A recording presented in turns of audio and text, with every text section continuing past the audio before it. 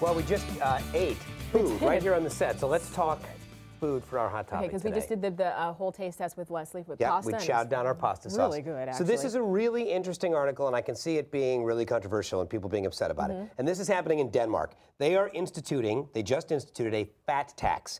It is a tax of about $1.29 per pound of saturated fat in food. So if you buy food that has got more than 2% saturated fat, a tax goes on every gram of fat after that. So the more saturated fat, the more expensive the item. Per gram of fat or per pound? Well, it averages out to $1.29 a pound, but they measure it in grams, of course. So above that 2% threshold, you're going to pay more. So those French fries or those deep fried things are going to get a lot more expensive. And the purpose is, I'm saying, hopefully it's obvious to keep encourage people better from better eating. But I mean, I guess it's the same as any other thing. You're trying to disincentivize bad behavior, just like you would with cigarettes or alcohol or anything, right? I would say yes. I mean, we've got, look, tax on cigarettes and other items that we have here in the U.S. People are trying to curb, certain types of behaviors as far as eating is concerned. And you and I kind of talked about this before.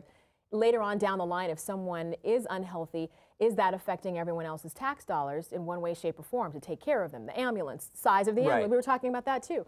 And so, you know what, I think that it's a deterrent. If it is going to keep you from eating less healthy foods, then so be it. But problem is, like, if they did a tax on candy, I'd be broke, because I love candy, but I know it's not good for me. But so you obviously eat it in moderation. Like, you could deal with that tax because you eat it. No, I don't. Well, you obviously eat it. I eat it all the time. I love while candy. jogging, then, and because you're not.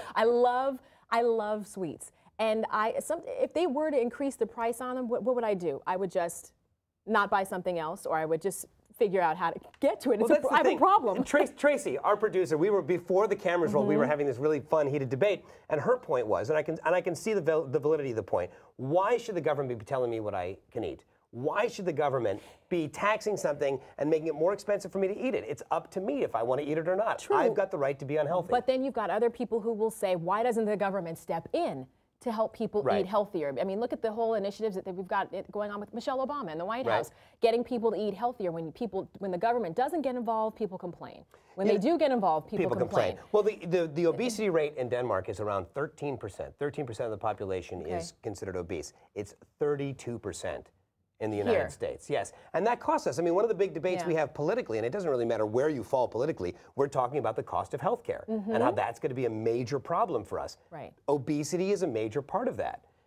So that's what I was saying to Tracy is it's your right to get as fat as you want to, right up until you go to the emergency room and my insurance rates go up because you're dead at 60. I can tell that you're fired up about this. I can tell you have a different something going on. I hate running. I hate running. I hate working out, but I do it, and I don't do it because I'm on TV. I do it because I want to be around to see my grandkids. Right. You know. Right. So when I go out running and my neighbor 3 doors down, who shall remain nameless, waves at me with his big gulp and his 4 donuts, I think, that's not fair. I'm eventually going to pay for the ambulance that comes to take him and his cardiac arrest to the hospital. But someone could argue and say, hey, you know what? You think you're the perfect bill of health. You're running, you're doing this and that, but you can end up going to the hospital with some other and I could get hit by a bus, but at least I'm doing the things that are in my power. I'm just trying to argue that, the other side, just in case. No, I get it. And I know with people that have thyroid problems. I know people for whom they walk by a hamburger and they gain 6 pounds. So I know that everybody's biology is different as well. So you got to be respectful of the fact that it's not as easy as going on running for everybody.